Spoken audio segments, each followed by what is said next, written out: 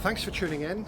It's an exceptionally hot day in Birmingham here, so what better recipe to go and recreate the authentic Birmingham Balti here in the kitchen. Let's get to it.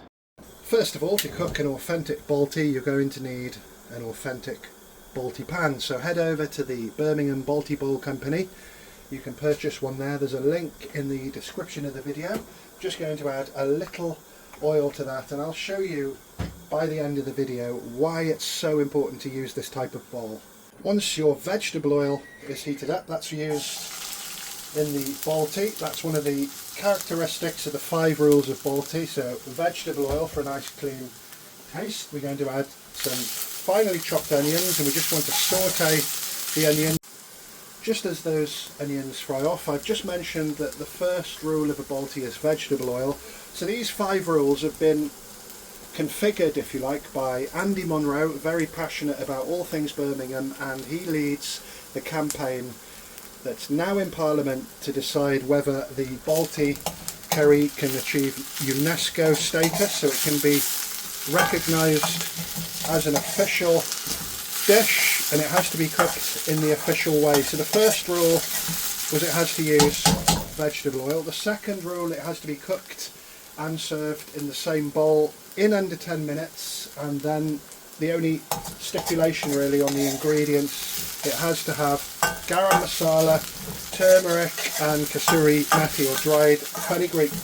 But apart from that, you can really create the Balti how you like it, but that is the way it's done in Birmingham. It's really unfortunate that there's only around 9 or 10 authentic Birmingham restaurants still in Birmingham. So 99% of the people eating Baltis outside Birmingham and also within Birmingham, it's not the real thing.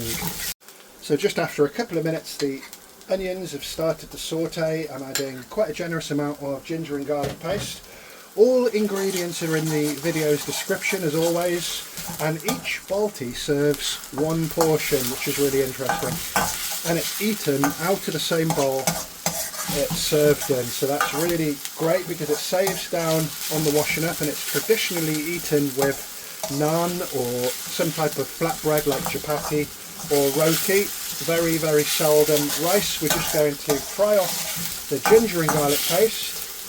Next, I'm going to go in with some finely chopped green chilli to taste, and then just a combination of green and red peppers. It gives a really nice texture and feel to the dish. This is almost going to be like a jalfrezi, the way I'm going to cook this.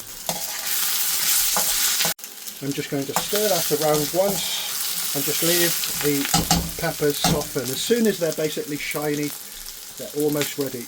Next, it's time to add the salt and spices. I've got some garam masala, coriander powder, cumin powder, turmeric powder, Kashmiri chili powder, kasuri methi, which is dried fenugreek leaves, chili flakes to taste, and salt to taste.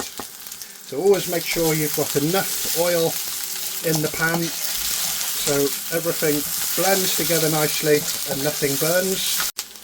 Sometimes I use pliers when I'm making a Balti because the handles get pretty hot, but today it's just a tea towel.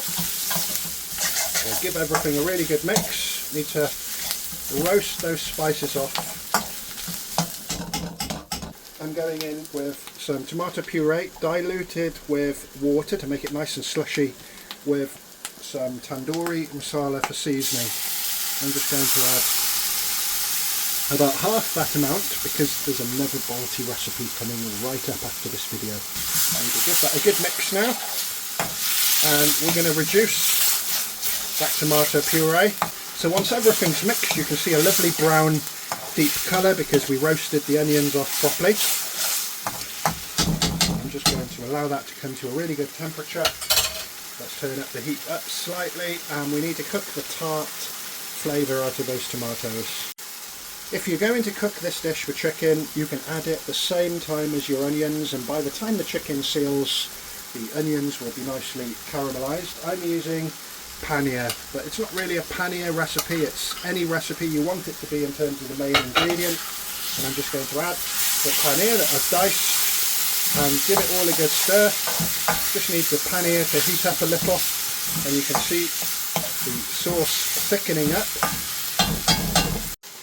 So that's been a couple of minutes and we've got this Balti gravy here that I will be making a video of very soon. We're just going to add some of that around the sides for rapid heat distribution. It's nice and thin so it caramelizes.